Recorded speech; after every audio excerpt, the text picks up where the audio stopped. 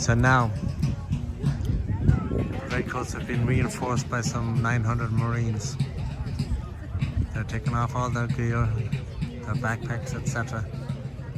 They've been instructed that all they need is their musket and their bayonet, because in 5 minutes' time they'll be either dead or victorious, and either way they will not need them.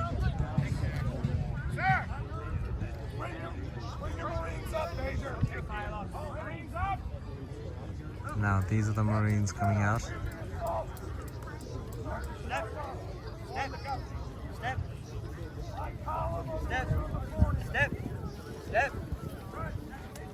Step. Easy, lads. Easy. Well done. Step.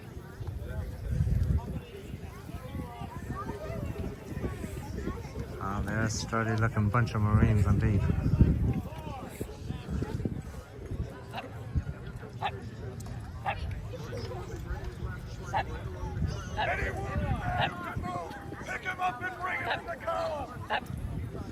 They seem to be adopting slightly different tactics this time.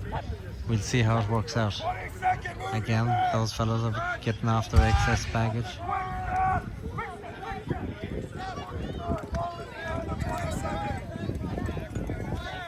Now you see those people over there.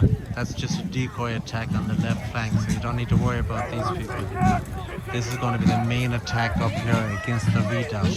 Those fellows over there, that's just a distraction.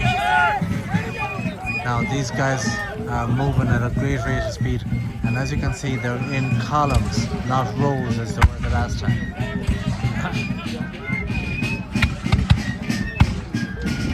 I suspect these guys are just going to march right up and over the ramparts.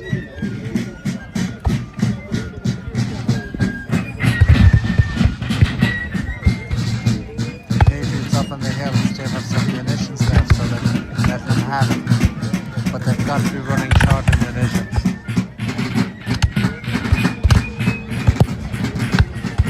So as we can see, the Redcoats now have advanced right up the hill.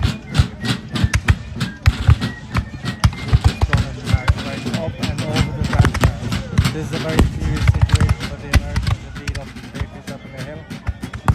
They're firing the last of the munitions, they're firing some cannons. The decoy attack on the other side seems to have worked, distracted them. Okay, now the Redcoats are up and over the ramparts. The Americans have had to flee out the other side of the ramparts, and it looks as if the battle is won by the Redcoats. Yes, the Redcoats have up the ramparts. The Americans are fleeing into the distance. Even the distracting move over to the American left flank has proceeded as well. Now, for all intents and purposes, this battle is complete.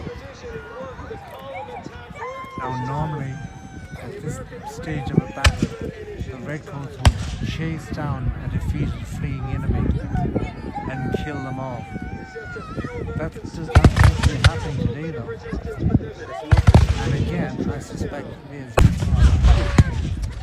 the temperature here at 95 degrees is so hot that those Redcoats are now totally exhausted and not able to chase down the English.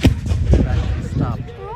If that is the case, then it is a very, very lucky break for the Patriots indeed.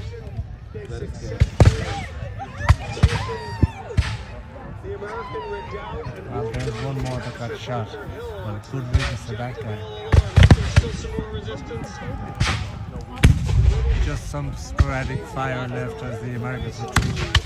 I suspect that was Colonel John Stark positioning his men to the rear to give covering fire for the Patriots in the redoubt.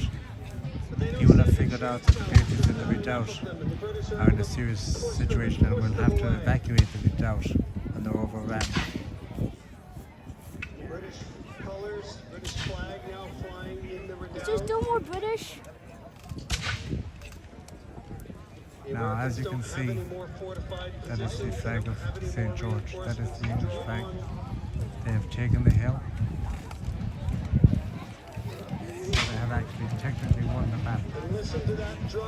However, you will also see that there's many dead and wounded English all over the place over there. When the count is done at the end of this battle, the English will discover that there are 226 dead and 850 wounded, of which a third will die in the next 2 weeks, is my prediction. And I'm usually pretty accurate. It appears to be a Pyrrhic victory for the English. Now, I've heard a lot of people call this battle, which is called correctly the Battle of Breed's Hill. A lot of people call this battle the Battle of Bunker Hill, because in the confusion, one English officer got the two hills confused, and hence why it's called the Battle of Bunker Hill. But it's correctly known as the Battle of Breed's Hill. Okay, folks, that was a tremendous thing to see all these redcoats getting killed. That will cheer up Irish viewers no end. Thank you for watching.